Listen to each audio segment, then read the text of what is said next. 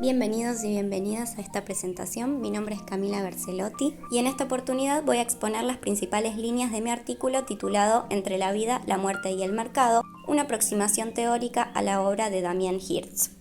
Mi intención es establecer algunas pautas de comprensión para poder enmarcar la obra de Damien Hirst dentro del arte contemporáneo.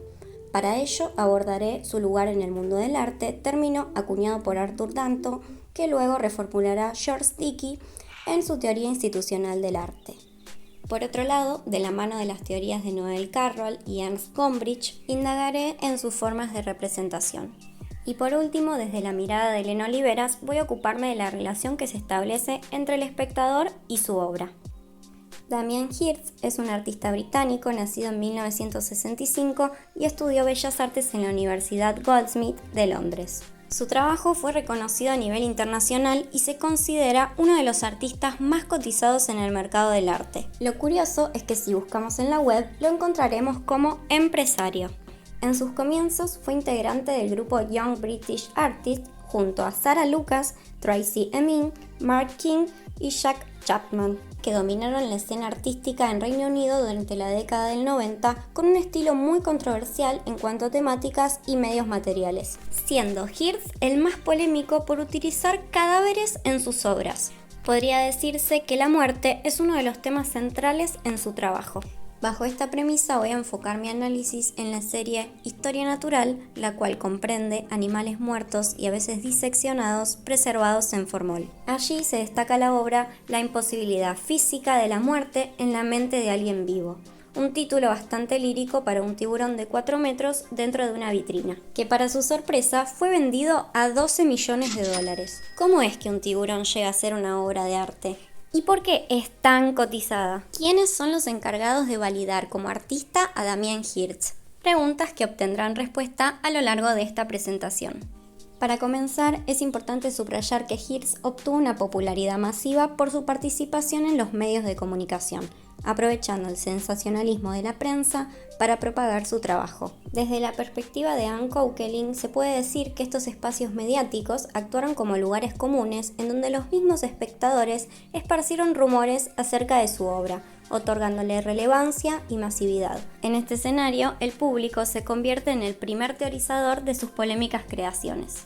Dicha fama encuentra sus inicios en su primera muestra autogestionada en 1988, a la que tituló Freezy. Allí conoce al publicista y coleccionista Charles Saatchi, quien se interesó mucho en sus creaciones y no tardó en apadrinarlo y difundir su obra. Tanto es así que lo hizo partícipe de su galería, una institución artística de renombre, donde formó parte de la exposición titulada Sensación con su controversial tiburón.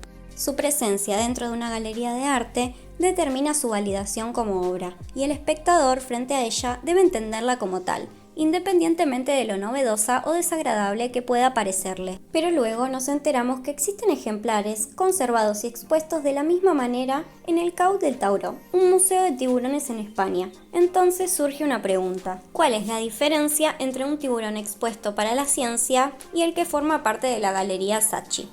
Lo mismo se pregunta Arthur Danto con las obras de carácter conceptual que utilizan objetos de la vida cotidiana como obras. El autor plantea que si bien no hay diferencias a simple vista, sí existen diferencias invisibles, y una de ellas es el espacio en donde se inscriben. El hecho de que el tiburón se encuentre en una institución artística ya modifica su significado. Para George Dickey, todo depende de los límites que rodean al objeto y de cómo lo describan. Desde su teoría institucional del arte, argumenta que las obras obtienen su estatus por la posición que mantienen dentro de un entorno institucional específico.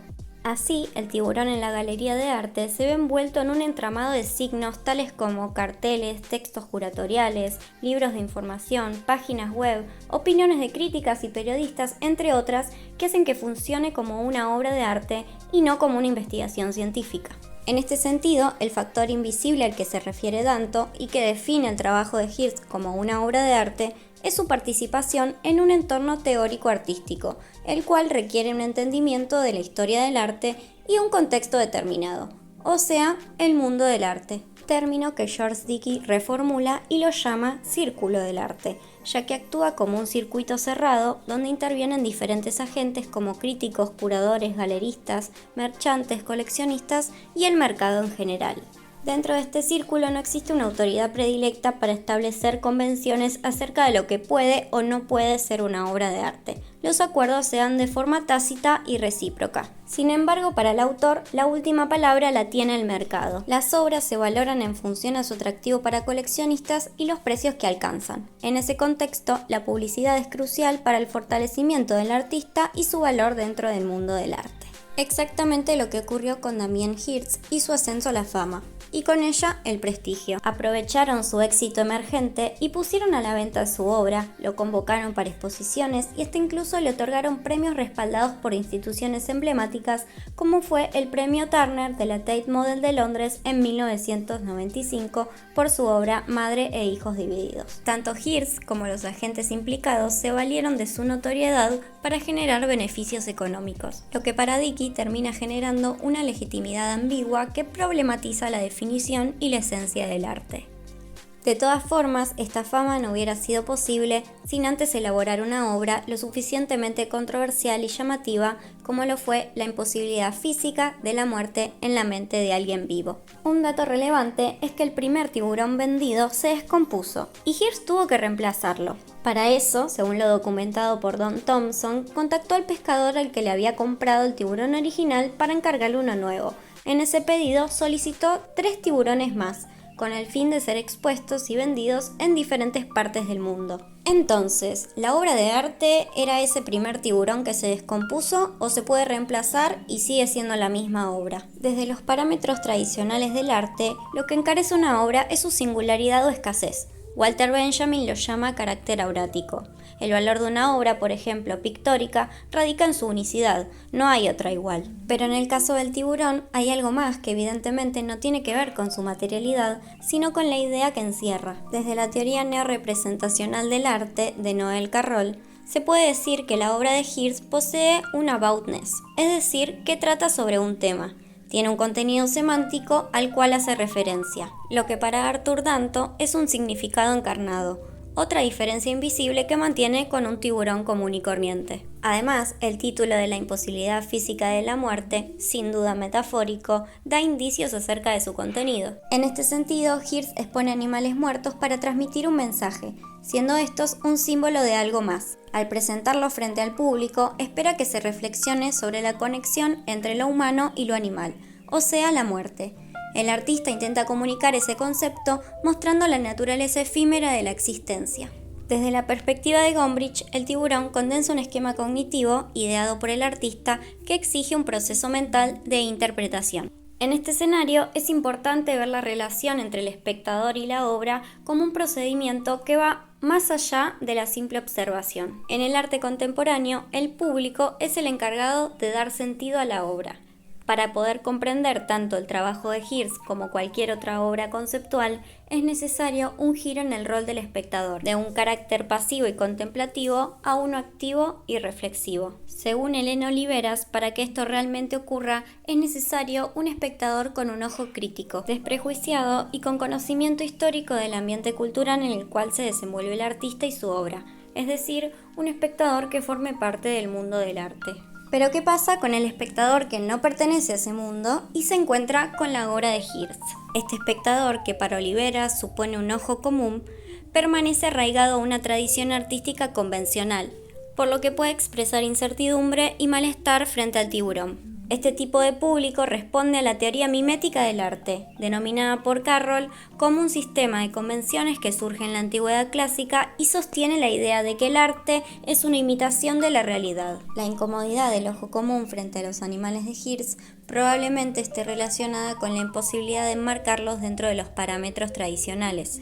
Solo desplazándose a una narrativa conceptual se disiparía esa incomodidad, creando un nuevo placer artístico que no demande una evaluación en términos de similitud, sino una apreciación reflexiva. En una apuesta donde los límites del arte son desafiados constantemente, Damien Hirst emerge como un provocador de la escena artística. Su obra genera debates acerca de la naturaleza del arte, desconfigurando las percepciones arraigadas del espectador para generar diálogos y cuestionamientos. Este análisis remarca entonces la importancia del contexto institucional y el papel activo del espectador para poder comprender el estatuto del arte contemporáneo. Además, la interrelación entre el arte, el mercado y los medios de comunicación ha sido fundamental para consolidar a Hirst como un artista de renombre. Su capacidad para generar controversia mediática ha influido en la percepción pública y el valor económico de sus obras. Todas las preguntas planteadas al principio de esta presentación tienen su respuesta dentro de un sistema determinado por la circulación social de la obra, un enorme y complejo entramado de referencias que involucra principalmente a las instituciones artísticas junto a sus agentes. Solo teniendo en cuenta esas conexiones, el espectador podrá comprender en su totalidad por qué un tiburón muerto puede ser catalogado como una obra de arte, y detectar también los móviles que llevaron al artista a crearlo. Una vez eso ocurra, puede dejarse llevar por la desilusión de saber cuán influyente es el mercado en la valoración y prestigio de una obra, o bien inundarse por los pensamientos y la adrenalina que puede causar la imposibilidad de la muerte en la mente de alguien vivo. Por mi parte, elijo los dos caminos, y ninguno me resulta confortable. ¿Pero no es eso lo que en definitiva Damien Hirst buscaba? ¿No es la incomodidad más que la muerte el punto central de su obra? Con ella logra expandir los límites del arte a terrenos muy pantanosos, como lo es usar cadáveres de animales cazados para este fin, además de aplicar sustancias tan tóxicas como lo es el formol, que luego permanecerá en espacios cerrados emanando gases. Las barreras morales en pos de un concepto y mucho dinero están muy desvanecidas en este caso. Quienes determinan qué objeto puede considerarse arte son los interesados en su rédito económico y la excusa es la controversia. Obras como esta dejan expuesto al arte como una operación comercial. Como vemos, los límites están difusos y solo queda dejar que el arte y el mercado nos sorprendan. Hasta acá la presentación, hemos recorrido algunas cuestiones acerca del mundo del arte, también los esquemas conceptuales que rodean a la obra de Damien Hirst y cómo el público finalmente es quien destraba su funcionamiento. Muchas gracias por escucharme.